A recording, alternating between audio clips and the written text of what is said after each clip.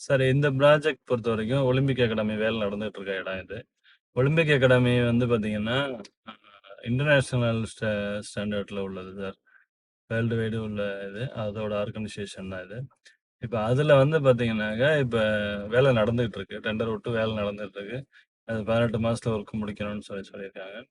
இது இல்லாம வந்து பார்த்தீங்கன்னாக்கா, எல்லா திருச்சியில உள்ள ஸ்கூல் இல்லாம வேற ஸ்டேட்ல உள்ளது, வே வேற டிஸ்ட்ரிக்ட்ல உள்ளது எல்லாத்தையுமே கனெக்ட் பண்ணுவாங்க.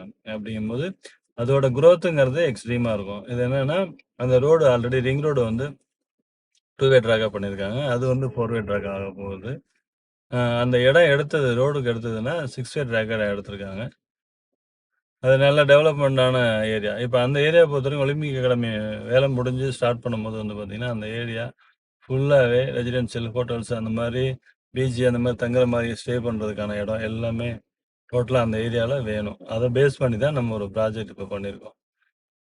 எப்படின்னு கேட்டீங்கன்னா, வேற வெளி ஸ்டேட்லேருந்து வரவங்க எல்லாத்துக்குமே ஸ்டே பண்ற மாரியான ஒரு ரோடு ஃபுல் இன்ஃப்ராவோட பண்ணியிருக்கோம். எல்லாமே 40 feet road, 33 square feet road. இந்த மாரி எல்லா இதுவுமே அண்டர் கிரவுண்ட் ட்ரைனேஜ் இது இல்லாம அ கான்கிரீட் ரோடு பண்ணியிருக்கோம். இது இல்லாம அண்டர் கிரவுண்ட் ட்ரைனேஜ் ஃபுல்லா பண்ணியிருக்கோம். காவிரி வாட்டர் லைன் ஃபுல்லா பண்ணியிருக்கோம். ஃபுல் சிசிடிவி கேமரா சர்வேலன்ஸ் பண்ணியிருக்கோம். இது இல்லாம ஈபி ஃபுல்லாவே பண்ணியிருக்கோம். ஸ்ட்ரீட் லைட் ஃபுல்லாவே பண்ணியிருக்கோம். அதேமாரி அம்யூனிட்டீஸ் பொறுத்தவரைக்கும் அந்த அந்த ஏரியால பொறுத்தவரைக்கும் 3 பார்க் வரும் சார். பார்க்க பொறுத்தவரைக்கும் 3 பெரிய போர்ஷன்ல பார்க் வரும். சைட் அம்யூனிட்டீஸ் பொறுத்தவரைக்கும் இது இல்லாம நம்ம சைட்ல இருந்து ஒரு 1 கிலோமீட்டர் அந்த டிஸ்டன்ஸுக்குள்ள ஒரு பஸ் ஸ்டாண்ட் ஒண்ணு கிரியேட் பண்றாங்க. துவாக்குடியில ஒரு பஸ் ஸ்டாண்ட் ஒண்ணு கிரியேட் பண்றாங்க. அத பேஸ் பண்ணி தான் இப்ப ப்ராஜெக்ட் பண்ணியிருக்கோம் சார். குரோத் வந்து எக்ஸ்ட்ரீமான குரோத். அந்த ஏரியா பொறுத்தவரைக்கும் ரெசிடென்ஷியல் ஃபுல்லாவே ரெடி ஆகிட்டு இருக்கு.